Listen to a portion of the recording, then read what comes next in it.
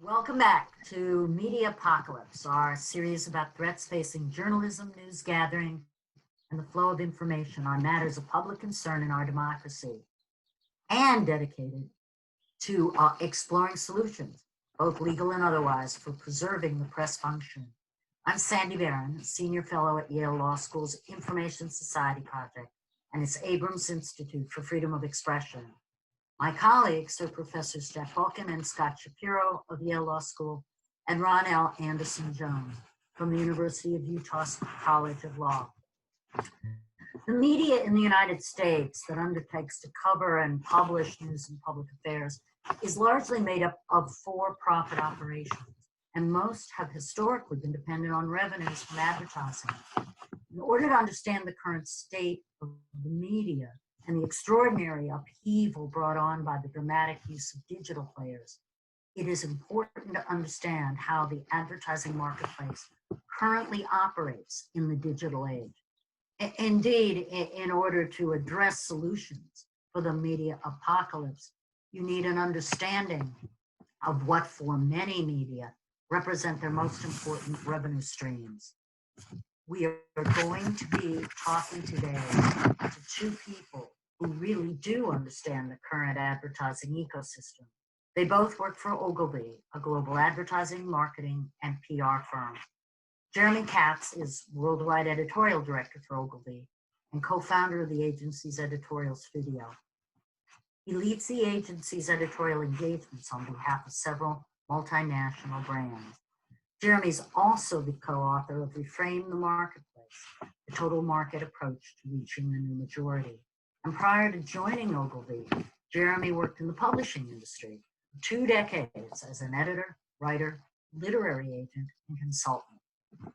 Rob Davis is head of Digital USA and has developed the agency's content marketing, advanced video, and editorial practices. He is currently spearheading growth in sonic branding, which refers, I believe, to the sounds or songs associated with a brand, product, or service, and esports.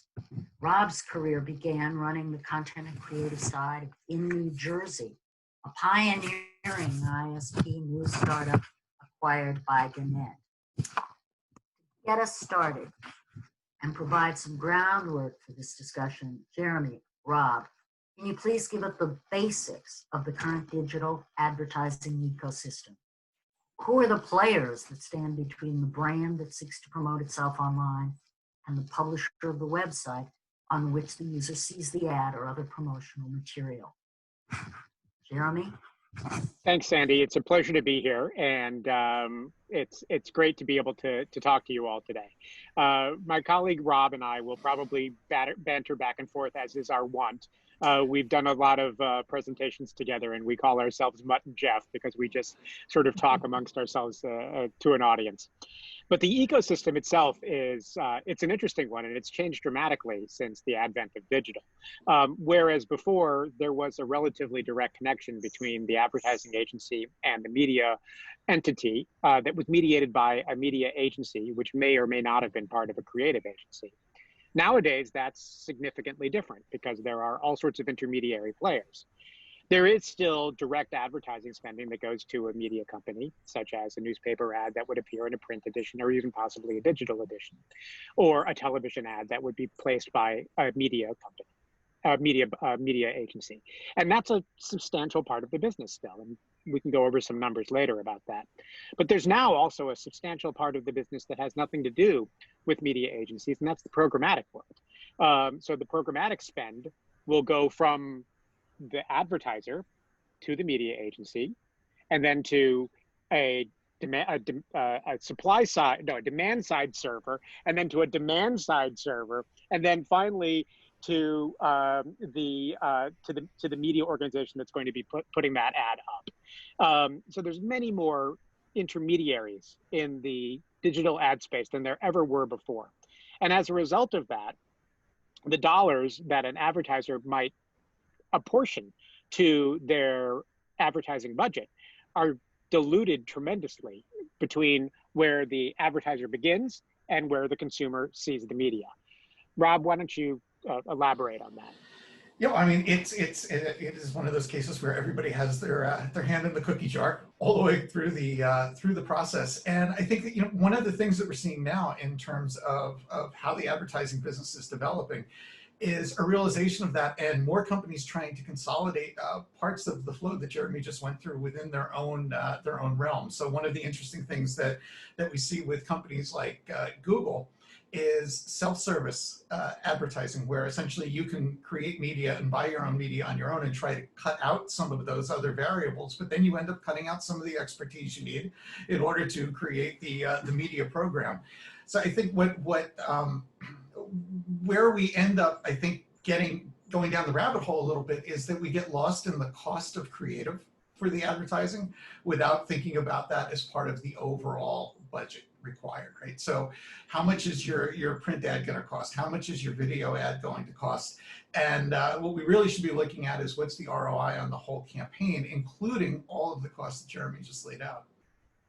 And Rob, if I may add to that, you know, as Rob mentioned, the cost of creative is not something that an advertiser really should stint on, because the efficacy of an ad is often directly tied to the creativeness of that ad. There's famous research by two, I guess they're professors, I'm not certain of that, Les Binet and Peter Field, that was published by the IPA back originally in the teens. And that research found that there was a direct connection between the efficacy of an ad and its creative performance. So when we look at the dollars that an advertiser spends, it is a good idea to consider just how many of those go to the creative production. And the creative production where we sit in an advertising agency looks like just the creative function. That's just the creative department. But I think when you look at it more broadly, it's much bigger than just the creative function, which would be a copywriter, a designer, executive creative director, and the senior creative director. It's the strategists, either digital, I should say rather, digital and traditional. It's the planners who are helping to design the entire program. It's the account people who are managing the relationship between the agency and the advertiser. It's the senior executives that are setting the direction of the entire program. And that's where a lot of the money moves away as well, because that's an enterprise that has to be kept in business. And we talk about, Sandy, you mentioned that there was a media apocalypse, and we talk about the fact that media organizations have been hurt as a result of the migration of ad dollars to digital. But advertising agencies have also been challenged by this, not necessarily directly because we're still producing work, but margins are changing, the nature of work is changing, the nature of who is doing the work and how, and we're undergoing the same kind of restructuring in our business that the media business is undergoing at the same time. And it's all driven by the digital, what was the digital revolution, and is now sort of the digital end product of the revolution. We're in the Jacobian period now of it. So that's where, you know, that's where it all goes. And I promised some dollar figures just to sort of lay that out. And I did a little research on that and I'm going to plug the research organization that provided this, since they're a wonderful group. It's called eMarketer, and the data available on eMarketer, if you're interested in this, is just extraordinary. But just for example, right now, programmatic ad spending, which is stuff that happens entirely digitally, that goes entirely to a digital market, accounts for $63 billion of the advertising expenditures in the United States right now. Of that, publisher revenues are $20.3 billion. Fees are $11.7 billion, and the rest of it goes to ancillary purposes that are involved with producing that advertising media. When you want to look at that in comparison to traditional media, which is still what we think of when you think of an advertising medium, let's take television, for example. Television takes 60 billion. So all these predictions of television being dead are quite wrong. It's much smaller than it used to be, but it is the same size as the entire programmatic universe. Newspapers Magazines and radio, on the other hand, have taken a terrible beating. Newspaper revenue in the United States is only $5.8 billion. Magazine revenue is identical at $5.8 billion. And radio is bigger. It's just about twice the size at $14 billion. So when you look at this, you see that there's two behemoths in the post-digital revolution world. There's a very strong, although changing, television landscape, and a very strong and always evolving programmatic and digital landscape. Jeremy, according to, in fact, you may have mentioned this, the Interactive Advertising Bureau, digital revenues last year totaled about $125 billion for 2019, and that was a growth year on year from 2018. And we read that approximately 60% of all digital ad revenues went to Google and Facebook last year. And that while digital ad revenues do continue to grow year over year, putting aside perhaps the impact of the pandemic in the first quarter, second quarter, third quarter, Lord knows how many quarters forward, but putting aside that for the moment, the revenues of the rest of the market, which includes thousands and thousands of independent news publishers that, as you might imagine, do depend on some of that digital revenue, has been in fact shrinking year to year. Give us a headline or bullet point version of why that's happening. What special means Google and Facebook each have that result in such an extraordinary disparity in the revenue shares? This is an interesting question, and I'm sure that Rob will have a lot to add to what I say. It's interesting because let me start off by talking about where we spend our time, because that's an interesting way that this applies. According to the latest data from 2019, we still spend 210 minutes per day watching television in the United States. We spend 98 minutes per day listening to the radio, and we spend only 20 minutes per day reading the newspaper. On the other hand, the time spent with all social media is somewhere in the neighborhood of 18 minutes a day. And the time spent with Facebook is 22 minutes a day. Now that's the available data. I believe, and I'm sure Rob will back me up in this, that data is wildly inaccurate. Indeed. When it comes to the time we spend with social media and Facebook. It is a significant multiple of that. If not 3 or 4 times what that is. Now, it might be changing as people are having evolving feelings about Facebook in the wake of the current political environment in the United States. But nevertheless, it's probably as much, or if not more, than the amount of time we're spending watching television right now. So I don't know why the data is wrong, but it is. Now, those two entities, Google and Facebook, and for Facebook, let's just say social media, because Facebook is Instagram. We also have Snapchat, Twitter. I've now blanked on all the other ones. There's a zillion of them. All of them. Everything except YouTube. Everything except YouTube. All of which I find myself drawn to because they're like crack. And that's really the answer, is that they have an incredible draw to people. The act of holding up your mobile phone and taking your thumb and scrolling it and constantly finding new content is a dopamine hit that is constantly rewarding us with the novel. It is not unlike the experience of really being addicted to or experiencing the love of an opiate. And we get that daily without any of the withdrawal symptoms and at a somewhat less expensive cost. And they're able to do this because they understand us very well. And the currency that we're spending isn't dollars necessarily, it's data. And by spending so much of our data with these organizations, we are able to give to them the means to make us yet more addicted through digital tools. And they're exquisitely skilled at it. I know Rob is far more expert in how the social networks and the digital players in general manage our digital addictions than probably anyone in the country. So I'm going to hand this over to Rob now for him to fill in.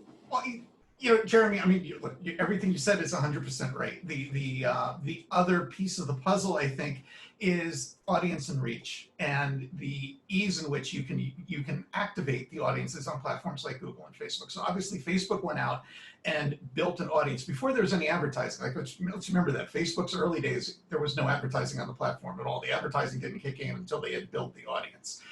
Google built their audience in quite the opposite manner, where they created an easy-to-use advertising system that would be used by other people on their content. So while Google didn't build their audience, with the exception of YouTube, which we can talk about in a minute, the end result was the same, in that both networks have tremendous access to a large audience and a large amount of data, and both of them have made it extremely easy for anybody to advertise. So when we talk about the revenue that you might get from a Unilever or a company like that going through a large media agency, that's one part of it.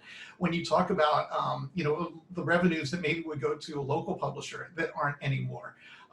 If you are in a local market and you have $50 and a minimal amount of skill, you can advertise your local event on Facebook far more effectively and efficiently, I should say, than in local media. So there are, what's happened with this system is that there are a number of different layers that, when you put it all together, creates a network that has an audience, that has scale, that has data, has ease of use, and is cost effective.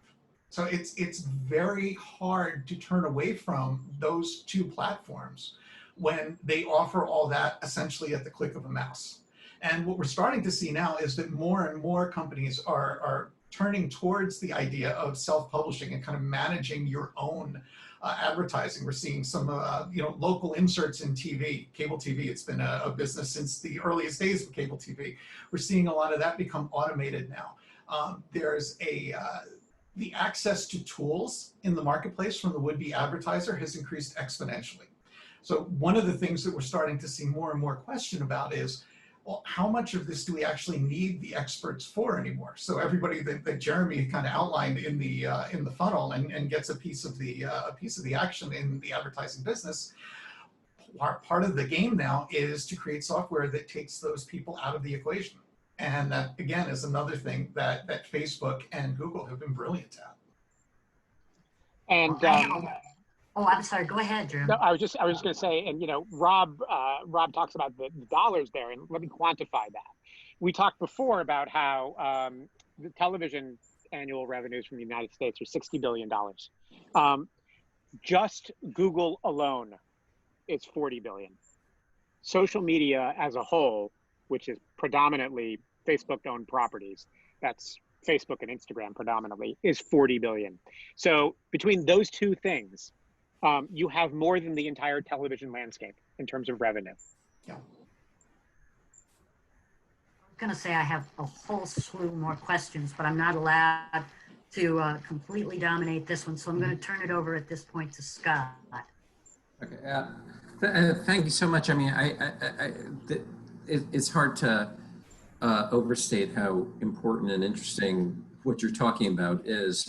So unfortunately, I'm going to ask a question which is not well formed because I don't know enough about it. So maybe you could help me make more precise my question. But I guess I want to know is, does it work? That is to what? So first, are there canonical standard studies that show? I mean, I don't even know the metrics to use for it, but like $1 spent on print versus $1 spent on digital, like how effective are they? And then I have a question about how much data helps on this. But if you could just, address some of my mumbling, that would be great. Scott, I think the answer to it is it works very well. And one of the reasons it works so well is because we can target so brilliantly. When the New York Times shows up on your doorstep, it's showing up on everybody else's doorstep as well. But when you're advertising in the New York Times on one's mobile phone, the advertising experience that you're seeing is not the same as what my neighbor is going to necessarily see. It can be targeted to me. And that's true of, it's even more true of social media It's even more true of Google and search advertisements. These are micro-targeted to the actions that we have taken in the past, which increases the efficacy of the ads. If Facebook knows what I'm interested in, it is able to serve me an ad that is directly related to what I am interested in. So may I just interrupt just to say, I realize that that's the theory, right? But do we know that it works? That is, you know, AI, machine learning works really, really well for certain things. You know, facial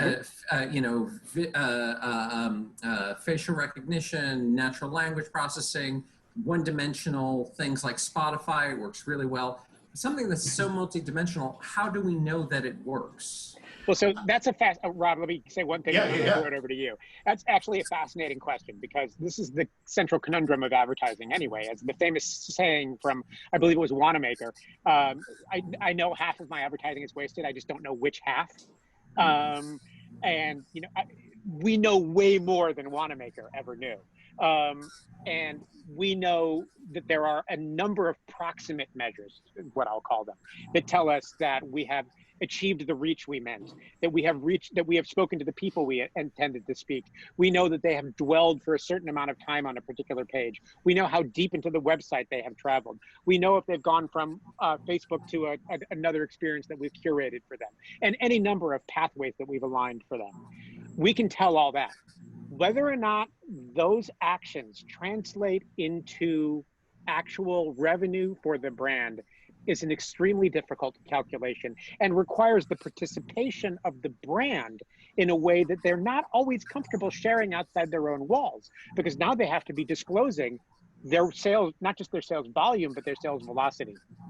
Rob, I cut you off. Please. Yeah, no. It is a great question, because look, to be honest, there are a lot of charlatans in the business, and a lot of it isn't effective. And if you look back through the just the last 3 or 4 years and look up things like the video viewability scandal, I mean, there's been a lot that has been rightfully questioned about the business. But you know, there are a couple of different ways to look at it. For a client who's trying to sell something, that's the slam dunk for us, right? We can track from the first interaction through to the e-commerce transaction. We know what that person was valued at. When it comes to things that are a little bit softer, like Jeremy was talking about, like brand lift studies are still a major part of advertising, and they're as hopefully better, but they're still in some ways as amorphous as they were 30 years ago before digital, when we were doing brand lift studies. So there isn't this kind of canonical guide, the standard that says this is how we can compare all advertising against each other. What you're seeing right now in the marketplace amongst all of the major media holding companies is a race to try to figure that out. Right? So one of the largest areas of development right now is in developing the tools that will prove out the answers of the questions that you've proposed, because we do know that there are gaps, and you do have to go into some of this with a leap of faith, and some of it is obvious. I mean, one thing that I think probably everybody here can relate to is retargeted ads. So if I did a little bit of research over the weekend on a new pair of boots, and then all of a sudden everywhere I go, I get an ad for boots, whether it's on Facebook or Google, anywhere else I've been cooking, anywhere else that data is shared. But you don't know that Sunday night I actually already bought my boots. So everything you're telling me is wasted after that. Those are the kinds of inefficiencies that exist in the marketplace, because we don't have that full circle of data to know, you know, Rob already bought the boots, let's not retarget him anymore, let's hit him with something else. So is it possible that if you knew enough about me that you know, I'm a male, I'm in the demographic of 38 to 59 or whatever, I live in the Northeast, and therefore I buy certain things and therefore advertise there. But then if you knew so much about me, you knew all the websites I went to, and you knew where I traveled around the web, do we know how much more that additional data gives you? That is, how do we know this is not just like snake oil? Some of it is. to be honest. But a lot of it is also, you know, what the level of what we know about you is obviously restricted and becoming more restricted. I mean, certainly GDPR was the first really global legal initiative that got people to lean forward and say, all right, you know, there are going to be some very strict limits on what we can track. So we know you in the aggregate. So one of the things that again, going back to the companies that are building technical foundations around this, one of the races right now is who can build the tool that aggregates the best, so that we can make the best assumptions about who you are and what you want, knowing this kind of, you know, somewhat specific but still rather general description of your behaviors and your interests. And returning, let me just add one thing. Returning back to the question of the big two and the power of data. One of the things that they have is better data because it's their own data. And while they're extraordinarily good at aggregating, and as Rob mentioned, GDPR is limiting the transparency of the data that we push forward to third parties, but they're able to aggregate data so well that even though they may not know you, Scott, they may know a Scott-like object. And because they know a Scott-like object, they can say, well, Scott, you bought a pair of boots that you were shopping for, to use Rob's analogy. And they'll go find 100,000 other Scott-like objects who are in the market for that same kind of boot, and they'll be able to direct stuff directly to you as a result. I see. Okay, this is utterly fascinating. I'm going to switch this. I'm going to switch it over to a Jack-like object. Thank you very much.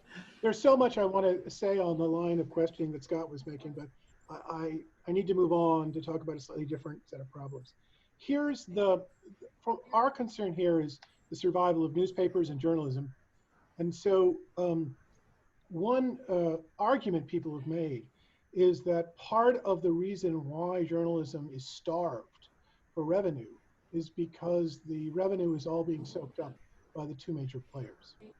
And the reason why the revenue is being soaked up by the two major players is, as you just said, they have access to enormous amounts of data, which make them very efficient at targeting. And they also eliminate the middleman in the sense that instead of going through an ad broker who would match media to advertiser, they are the ad broker. They are essentially matching the media or the advertisement to the media. They are the media, or else they publish other media, newspapers, and then they attach the advertisements in the stream in which the the newspaper article appears. So the first question I want to ask you is, suppose that somebody proposed an antitrust remedy of the following form. Facebook is a social media company, but it also does ad brokering, ad auctions. Google is a search engine company, and many other kinds of companies too. It's also YouTube. And they also do have an ad business, an ad brokering business, ad placement business.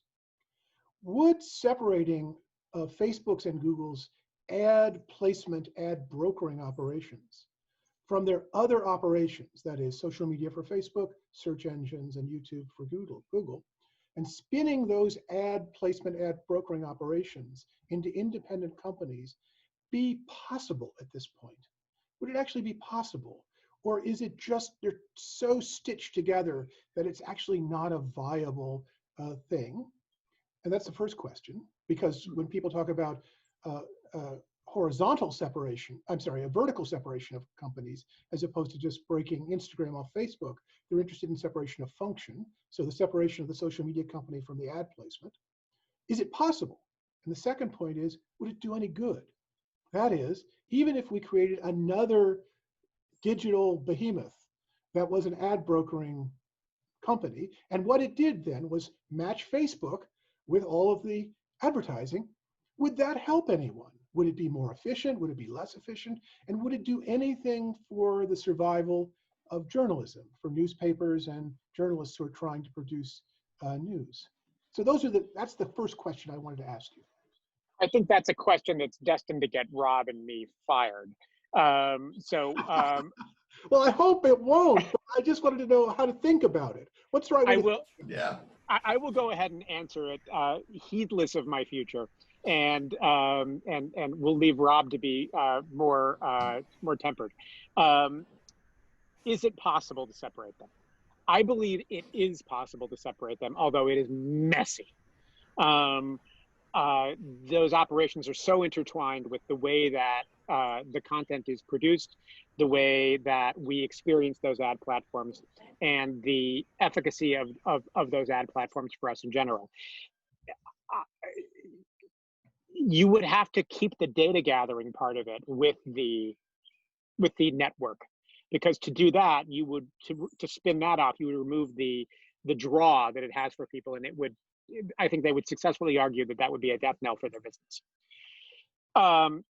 If you that is to say, what you mean is when you say they'd have to keep the data collection with the network, you mean the social media company would still have to collect the data? Absolutely, because what makes social media effective isn't just that it's a place for friends, it's that we are given a bubble in which to live, not unlike our coronavirus bubbles, but one that's not necessarily of our own making, although, well, it is of our own making, we're just not cognizant of the fact that we've made it. It's based upon our choices, our friend circles, their choices, our expressed views, and our behavior off the platform as well. That is to say, put in terms of other debates, you need the data to have effective curation of the feed, and the matching of people, and all the things that we think of as just ordinary experience on Facebook still requires the collection of data. Now, Shoshana Zuboff's book argues that, in fact, that was understood very early on by Google, that they could use data collection in order to provide better search services. But then she points out in the book that at a certain point they realized that there was a limit to how much of the data would actually help with those services. There was a limit to how much extra data would help in providing the matching necessary for social media, and how much it would improve the quality of search. All the extra data exhaust, she calls it in her book, was then used to monetize. And so this is a version of the question that she poses in her book. Yes, I agree. And I think that data is used to monetize, but I believe at least that you can't necessarily separate out what is enough data from what is too much data and separate that into two different organizations. How do you decide what's the proper threshold for effective data for the platform to be a good curated platform? I'll give you a simple example. Zuckerberg was once interviewed about moving to encrypted messaging, in which he would know nothing about Scott's whereabouts other than that Scott was talking to me or RonNell. So all he would have is what they say in intelligence services is metadata. You just have the contact info. You wouldn't know anything else about Scott's preferences or tastes or habits. And Zuckerberg suggested, you know, I would have enough. I would have enough to run my business if I just had the contact info. But as we know, Facebook collects so much more than just the contact info. But if we're talking about it from the perspective of the brand and the advertiser, while Zuckerberg would have enough to run his business, we would not have enough on our end to use that platform nearly as effectively. And that would increase the amount of money that an advertiser would have to spend in order to achieve the same kind of reach and efficacy on a digital platform. You also asked if separating this out would do any good, and I want to answer that before throwing it over to Rob for his incendiary bomb throwing. And that is, I don't think it would do the slightest bit of good, because what would happen is that data becomes so valuable that you would create another organization that would simply funnel the dollars to the exact same place. The ugly truth is that media habits are changed, no longer changing. I mean, they are still changing, but they are fundamentally changed. So what we look at as journalism from the heyday of journalism may very well have been an aberrant period in human development. If you look back before that, we had journalism that was effectively pandering, and now we have journalism that is through social media effectively pandering. We had a brief, wonderful interregnum in the 20th century where journalism was independent and gorgeous and fantastic. And that may not be something that is commercially viable over a period of centuries. I mean, we achieved the apotheosis of journalism after the invention of Gutenberg with the 20th century, and now we had another Gutenberg in the beginning of the 21st century, and we're still figuring all of that out. And we have many years to go before we're able to achieve that same sort of perfect information delivery that is valuable for citizenry as well as for business. and it's going to take a very long time to get there. And I don't think that an antitrust action of the type you're suggesting would achieve that. That isn't to say I don't support. No, I understand the point. Yeah. So Rob, please throw some bombs. I want to. Yeah, I'll throw a few bombs in there. So let's look at the Google business for a second, right? So it's the basic part of the Google business is that they have all the search data, they know what you're looking for, and if they match a keyword with your search, they can pull up an ad.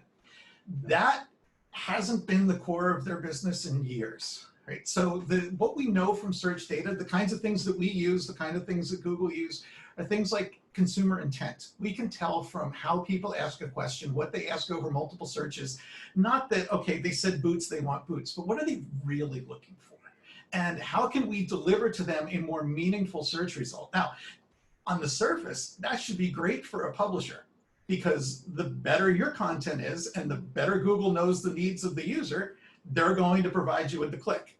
That's not Google's endgame. For the first time in Google history, last year, we got to a point where 50% of Google searches don't result in a click. That's not because 50% of the searches were bad. That's because of the SERP.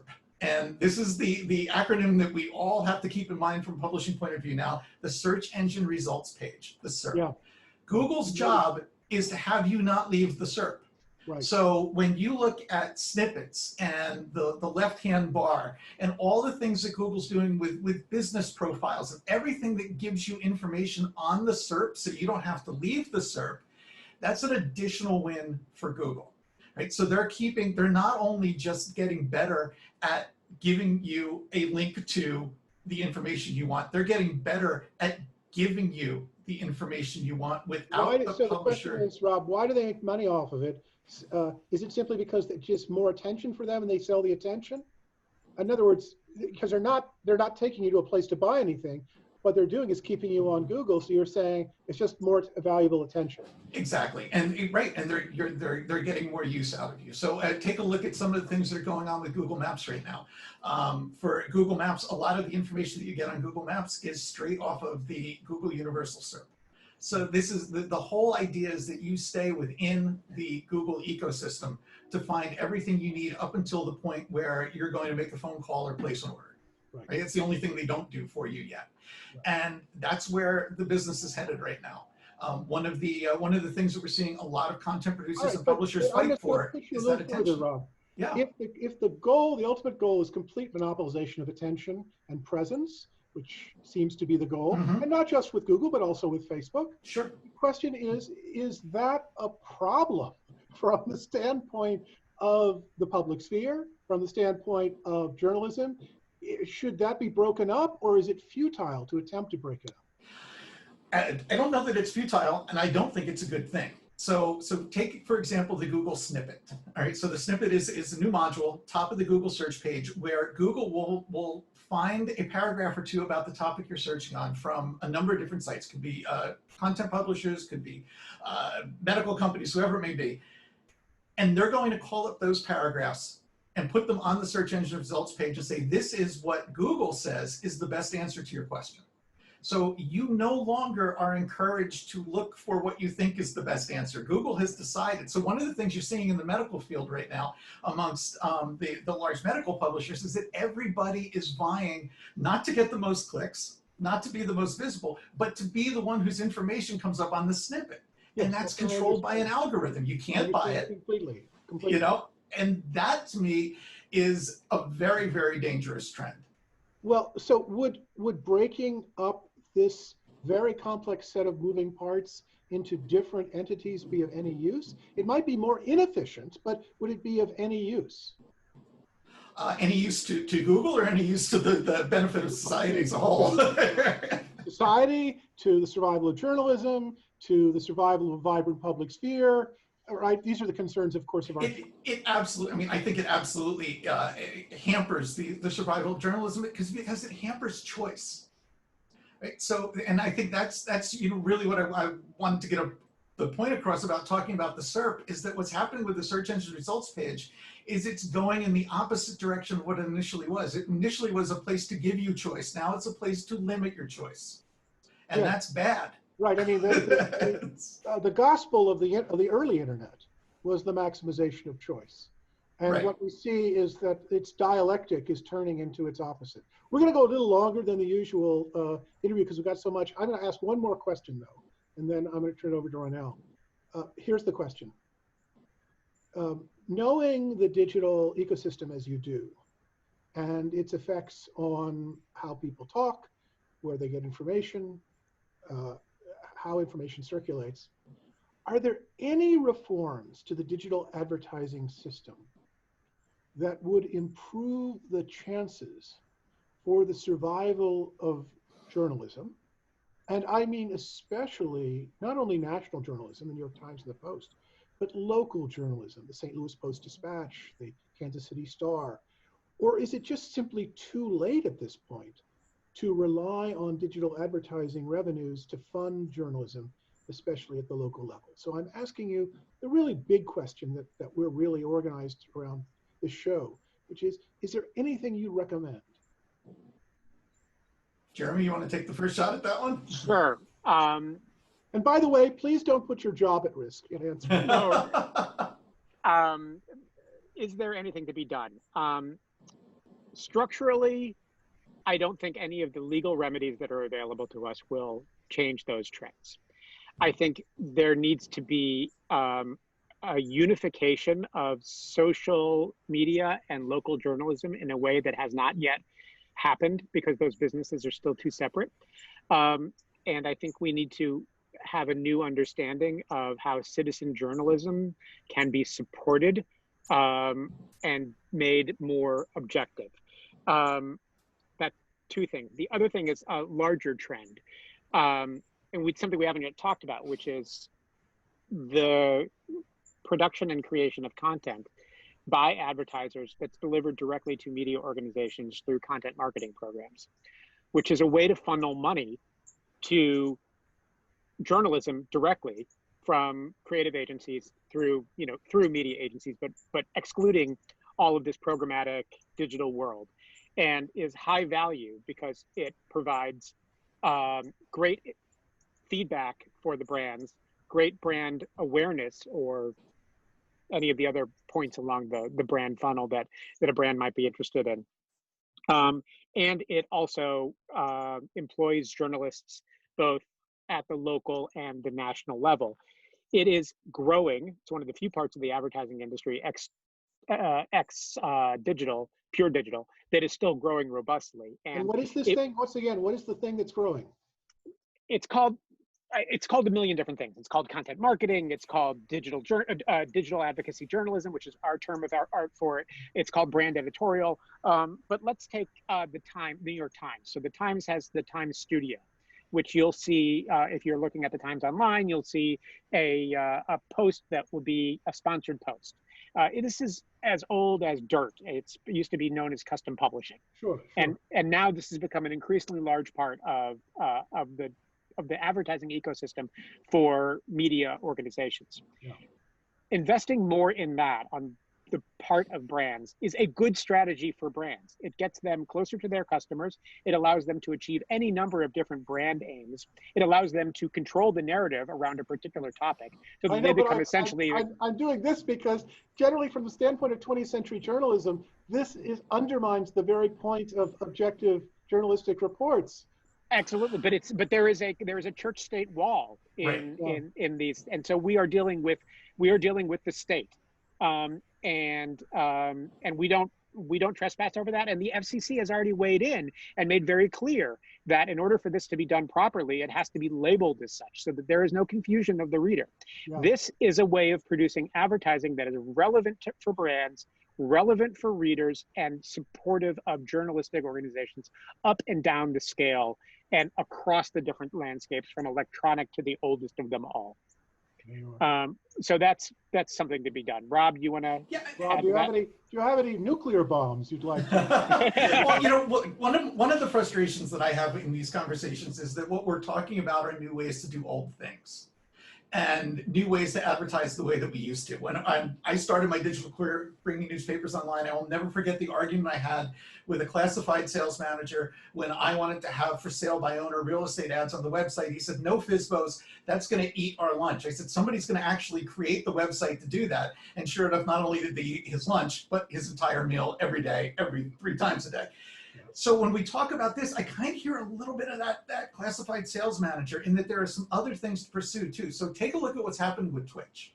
There's no more successful upstart content platform on the internet than Twitch right now. And why is that? Because it's content that the audience wants. It's content delivered in a way that the audience connects to, the creators understand their audiences, and they're getting paid. And this is the thing that I think is fascinating about Twitch. A lot of them are making most of their money off of micropayments.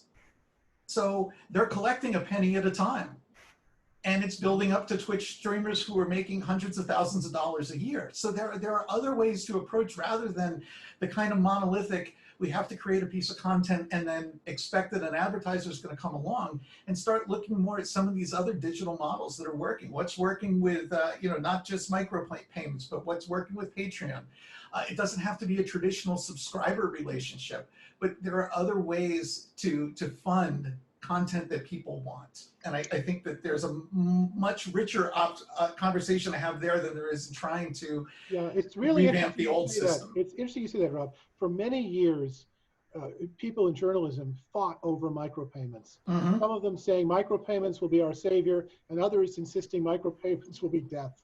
But what you're saying is, if you just change the medium slightly, things look possible that didn't look possible before. Absolutely.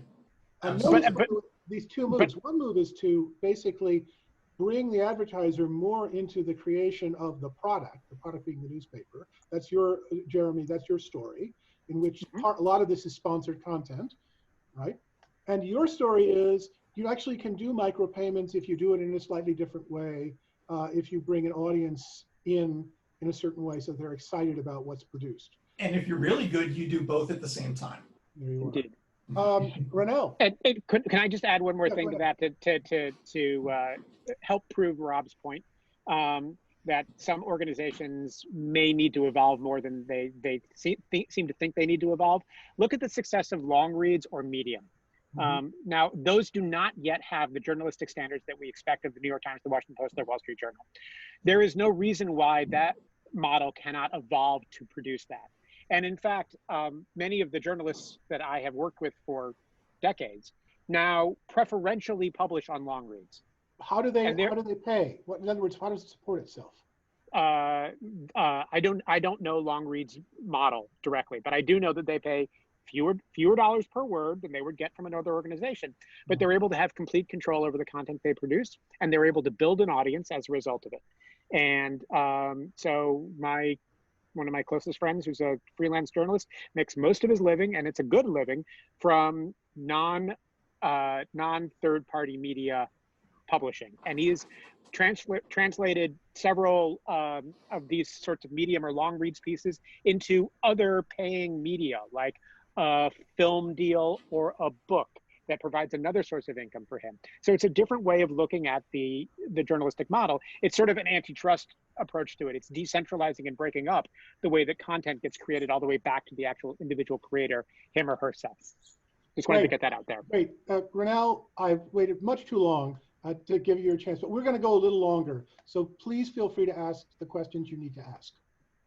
Okay, I have a question that we don't usually ask of folks, because we've sort of hosted these conversations with a goal of being solution focused and forward thinking. But I really think on this sub issue, I wonder if understanding what we've done in the past sheds really important light on that. So I want to ask you two for your backward looking assessment of what moments in time might have changed the course of things for digital advertising dollars to be a mechanism for sustaining serious news production. You know, how long ago did we set the course for where we are now, and at what major forks in the road did the news business or the advertising business or the American people as a whole, as news consumers, sort of make the key decisions that culturally or economically situated the problem in the way that it's now situated, And mostly I'm interested in hearing your thoughts about that, because I wonder whether those key moments tell us anything important about what Jack was talking about whether advertising or ad-focused reforms have any hope of being what saves us on this question of the important press function. Could I ask Rob, could you answer that first, since you were actually there at those moments?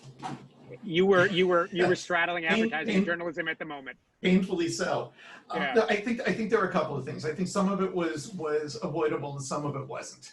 Certainly my little story about the classified sales manager is one of many, and that's the smallest one, of people who just ignored the fact that the change in how the business had to operate was coming. So the effort was, we've got to get our stories online because that's what's next. But we're not going to change our business model. We're going to expect the business model to adapt. So that was death knell number one. Death knell number two was when the walled garden content services started, like America Online, and the public made the public finally had access to more opinion than news. Right? We've always had access to opinion, but opinion became really sexy digitally. And I think that there were too many mistakes made of news organizations trying to cash in on that. So there's a great meme going around. I just saw it now. It said, the only legitimate news I trust is one that doesn't have a comment section at the end of the article, right? But and I think we're coming back around to that. But there was a point in time when, out of desperation, the comment section was the thing that was getting page refreshes, and it was kind of racking up the digital advertising counts. So I think there was. Jeremy and I actually have written about this in a number of different times. Every traditional medium has gone through the denial period and driven itself into the ditch. It happened with the recording industry, it happened with the film industry, it happened with TV. Unfortunately, print is the one that hasn't figured out a way to recover. I mean, radio is recovering now. Radio hasn't been this hot in who knows how long. So I think there's hope for it. But the question is, when you're at that moment, when you're in the ditch, can you reinvent or not? And that's why I brought up the idea of the micropayments and things like that, because that kind of reinvention is what has not happened in the past. We're still clinging to some shell of how things used to be, and the rest of the world is not. So, Rob, that was a brilliant answer, and I'd like to build on what you just said. There's a famous advertising or marketing case study about Gillette, and how Gillette is so brilliant that they figured out early on that people's habits with regard to shaving are set very early on in life. And so, as those of us who are old enough to remember can attest, you would get a razor handle in the mail along with a couple of blades. And you would become a Gillette consumer for life as a result of that, because you would be given the razor, you'd feel gratitude towards them and a little indebtedness, you'd start shaving with it, and then suddenly you're hooked because you don't want to change that system because it works for you. Publishing in general and media as a whole didn't figure out that that they were no longer, that they were not actually doing that. The platforms gave away the razor handle. That's what Google, Facebook, Snapchat, everybody else is. And you pay for the blades. That's all the microtransactions that gives you the content that you want. You either pay directly or you pay in terms of data. And looking backward, for me, the moment that crystallized for me was when somebody came in, and I was still in book publishing at this point, and dropped the first generation Kindle on my desk. And at that moment, I went, oh, damn. And I realized that publishers, and I was working at a publisher at that point, had completely given over control of the entire ecosystem. And we were attempting to control both the razor and the handle by selling books. And we couldn't any longer because somebody had just given away the handle and made them pay for the blades.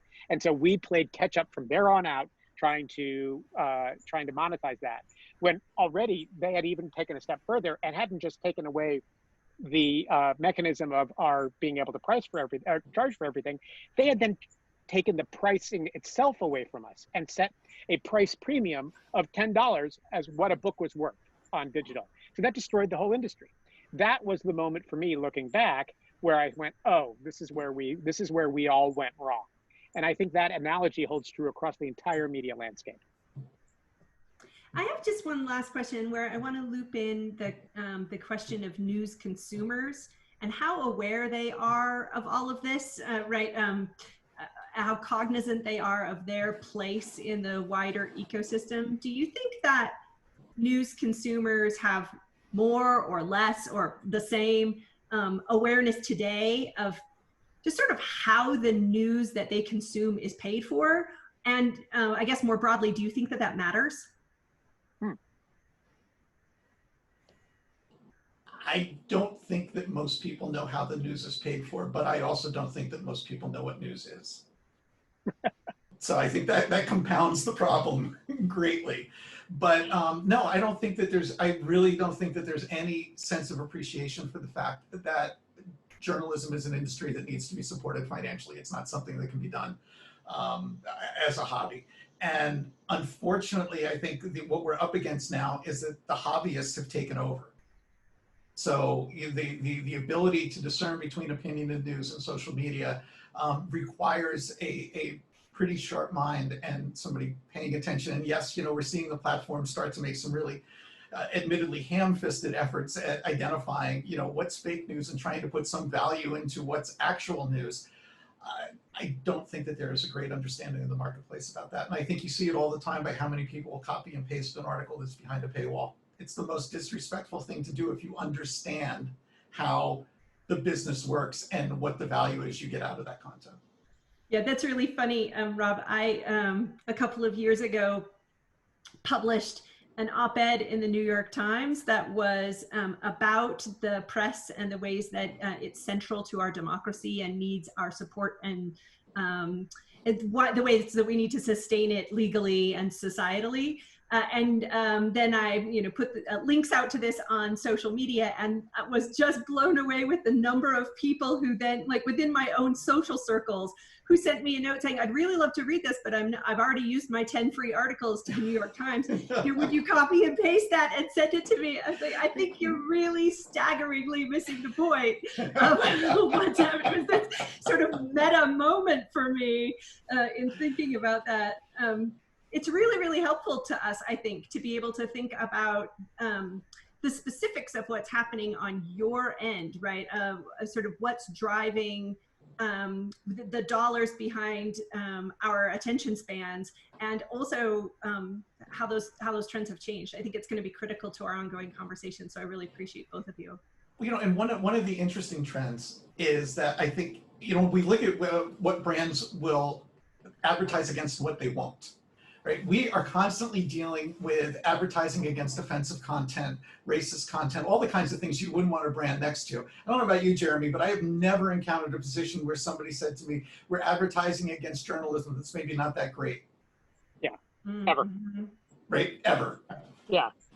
And I would repeat Rob's plea that, we need to move journalism out of the hobbyist place back into a viable business. And I think that's going to be evolutionary. And there will be businesses that go under, and there will be entire, I think, sections of the industry that will be, destroyed in the process of this, and it will be messy, and our democracy will suffer in the short term. And I hope that we achieve a new apotheosis of journalism in the future as a result of the evolution of the business to be a digitally native model that understands the way that it can be supported by commerce. It's not beholden to old mechanisms that no longer are necessarily reflective of how people consume information any longer. I guess on that note, and because we have gone over, but I have a feeling we could have gone much farther over. Thank you, Jeremy. Thank you, Rob. Thank you. This was really a great conversation. We really appreciate you taking the time to join us.